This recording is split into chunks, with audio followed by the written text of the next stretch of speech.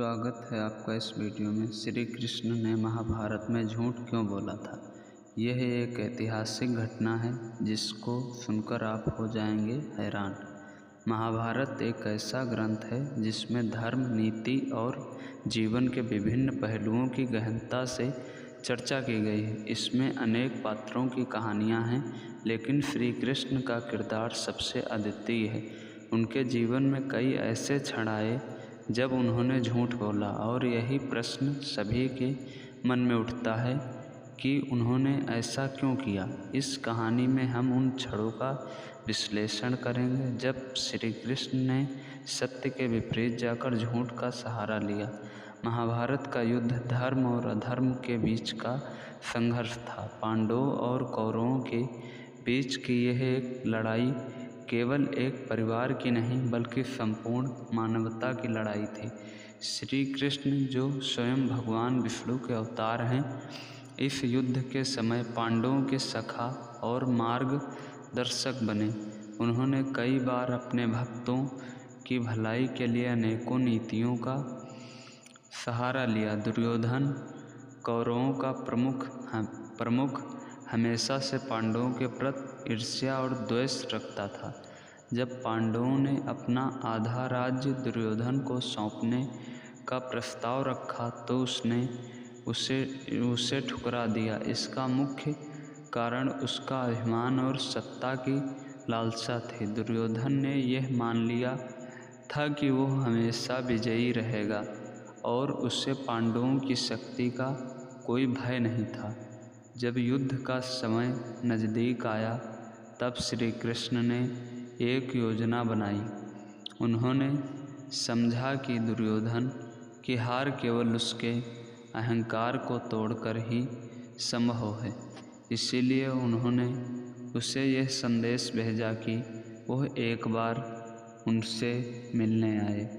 जब दुर्योधन ने श्री कृष्ण से मिलने का निर्णय लिया तब श्री कृष्ण ने उसके साथ बातचीत के दौरान कई बार उसके सामने सच को छिपाया और झूठ का सहारा लिया।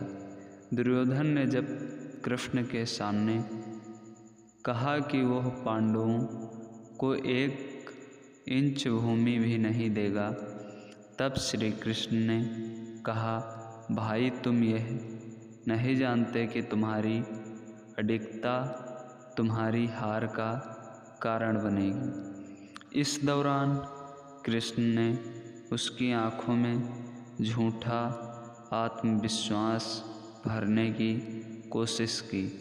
उन्होंने कहा, तुम्हारे पास बहुत सारी सेना है, तुम निश्चित रूप से जीतोगे। यहाँ श्री कृष्ण ने दुर्योधन को झूठी आशा दी। उनका उद्देश्य था कि दुर्योधन को उसकी हार का पूरा एहसास नहीं हो, ताकि वह युद्ध में अपना पूरा बल लगा सके, और जब वह हार जाएगा तब वह पूरी तरह से चौंक जाएगा। महाभारत के युद्ध में भीष्म पितामह ने कौरवों का साथ दिया। वह एक महान योद्धा थे और उनके पास अनगिनत शक्ति और ज्ञान था। जब भीष्म को पता चला कि श्री कृष्ण दुर्योधन के साथ हैं तो उन्होंने अपनी चिंता व्यक्त की। उन्होंने श्री कृष्ण से कहा, तुम्हारी बातें दुर्योधन को भ्रमित कर रही हैं। क्या तुम उसके अहंकार को बढ़ाने का कार्य कर रहे हो? कृष्ण ने मुस्कुराते हुए कहा, भीष्म, कभी कभी असत्य बोलना सत्य से भी बड़ा होता है। अगर दुर्योधन को पता चल जाएगा कि उसकी हार निश्चित है तो वह युद्ध से भाग जाएगा।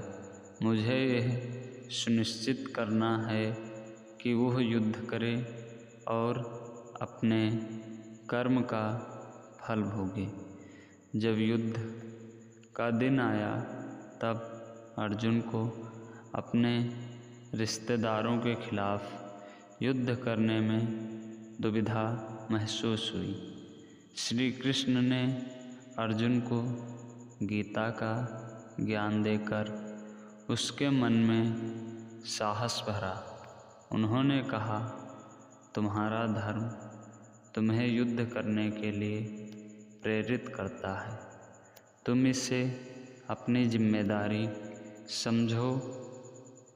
इस क्षण में श्री कृष्ण ने अर्जुन को एक गहरी झूठी धारणा दी, यह बताते हुए कि युद्ध न केवल पांडवों के लिए बल्कि संपूर्ण मानवता के लिए आवश्यक है।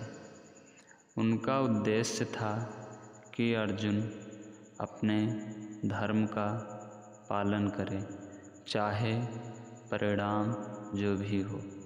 युद्ध के बाद जब सब कुछ खत्म हो गया, तब दुर्योधन ने अपने किए पर पछताव किया। उसने कृष्ण से कहा, क्यों कृष्ण, तुमने मुझे सत्य से दूर रखा। तुम्हारे द्वारा कहे गए झूठों ने मुझे अपने मार्ग से भटका दिया। श्री कृष्ण ने उत्तर दिया, मैंने तुम्हें झूठ नहीं कहा, मैंने केवल तुम्हारे भीतर के सत्य को जगाने की कोशिश की। यदि मैं तुमसे सीधा कह देता कि तुम हारने वाले हो, तो तुम युद्ध से भाग जाते। इसीलिए मैंने तुम्हारे मन में विश्वास भरा। इस कहानी के माध्यम से यह स्पष्ट होता है कि कभी कभी परिस्थितियों के अनुसार झूठ बोलना आवश्यक हो जाता है। श्री कृष्ण ने जो किया वह केवल दुर्योधन और पांडवों के लिए नहीं बल्कि संपूर्ण मानवता के लिए था। उन्होंने जीवन के गहनतम पहलुओं को समझते हुए निर्णय लिया। महाभारत हमें यह सिखाता है कि सत्य और असत्य की परिभाषाएं कभी कभी परिस्थितियों पर निर्भर करती हैं। श्री कृष्ण ने अपने कार्यों से यह साबित किया कि एक सच्चे नेता को कभी कभी झूठ का सहारा भी लेना पड़ता है, यदि वो समाज के कल्याण के लिए हो।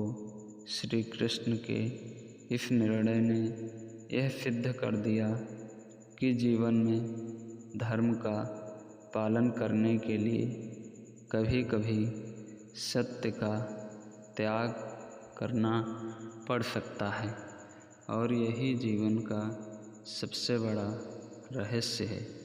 इस प्रकार श्री कृष्ण का जीवन और उनके निर्णय हमें यह सिखाते हैं कि सही समय पर सही निर्णय लेना कितना महत्वपूर्ण होता है। झूठ और सत्य के बीच की इस जटिलता को समझना ही एक सच्चे मार्गदर्शक की पहचान है। तो प्लीज़ हमारे चैनल को सब्सक्राइब करिए और बेल आइकन को दबा दीजिए, जिससे हमारे नए वीडियो का नोटिफिकेशन आपके समक्ष टाइम से पहुंच जाए। और आप स्टोरी को ज़्यादा से ज़्यादा शेयर करिए। हमारी स्टोरी में आपको कुछ न कुछ सीखने को ज़रूर मिलेगा। और वीडियो पे अंत तक बने रहने के लिए आपका धन्यवाद। हमारे चैनल का नाम है प्रीत की स्टोरी 1 और हम अपने चैनल पर हिस्टोरिकल और मोरल स्टोरी हमेशा अपलोड करते रहते हैं। तो चैनल पे बने रहने के लिए धन्यवाद। आपका वेलकम।